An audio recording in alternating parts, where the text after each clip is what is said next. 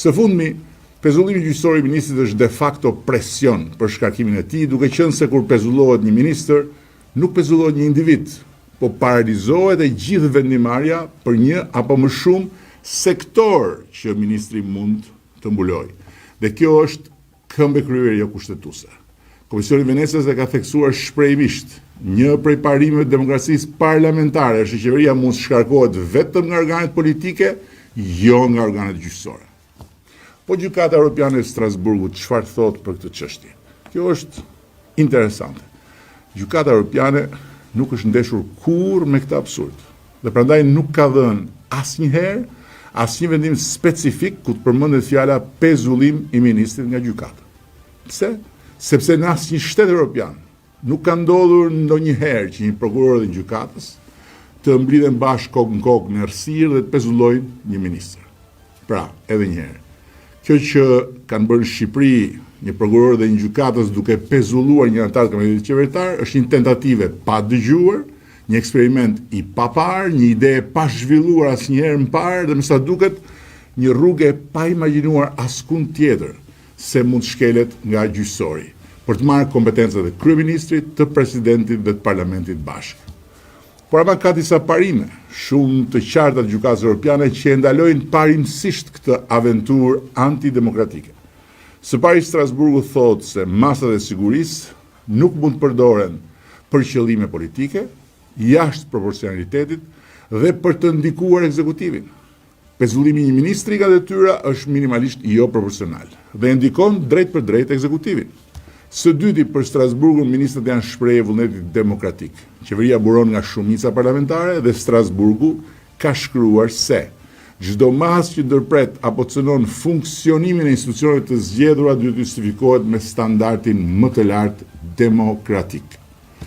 Si përfundim, edhe sipas Venecias, edhe sipas Strasburgut, gjyqësori nuk duhet të pezullojë ministra.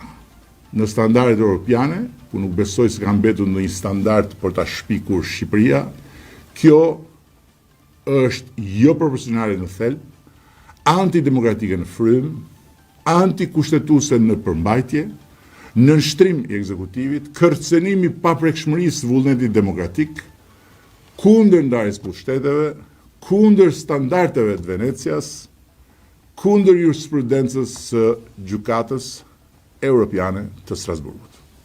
E pra, përfundimisht, pezullimi i një ministri është në vetvete absurd si koncept, sepse të pezullosh një ministër nuk do të thotë pezullosh thjesht një individ, një funksionar publik të cilit do nivel, po do të thotë pezullosh një autoritet politik me fuqi ekzekutive vendimmarrëse në një a më shumë sektor. Dhe kësaj t'ja pamundsosh ministrisë përkatëse të përfaqësohet në Këshillin e Ministrave dhe t'i propozojë qeverisë vendimet e përjafshme për ecurinë e sektorit. Kjo është një nonsens absolut. Prandaj ministri ose rrin detyrë ose largohet nga detyra, me dorëheqje nga kryeministri apo in extremis me dënim të formsprerë sipas ligjit.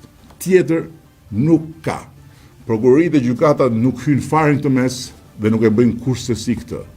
Asnjëherë, askund në Europë. E nëse Shqipëria do të hynte në analet e historisë drejtësisë europiane me një shpikë të tillë, kjo do të ishte largqoftë një shfaqje ulëritse pa pjekurie demokratike dhe institucionale. Uroj që gjykata kushtetuese t'ia kursej këtë shfaqje Shqipërisë.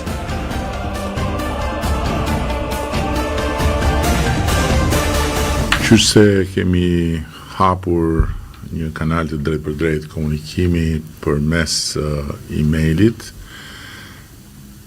flasim@kryeministria.al, janë vërtet goxha ata që na shkruajnë dhe dua t'i falenderoj që të gjithë për interesin që tregojnë për të qenë pjesë e këtij podcasti dhe të kërkojmë i kuptimin e tyre për pamundësinë që t'i kemi të gjithë, por hap pas hapi dhe javë pas jave kemi këtu të ftuar pikërisht nga ata që na shkruajnë në flasim@kryeministria.al.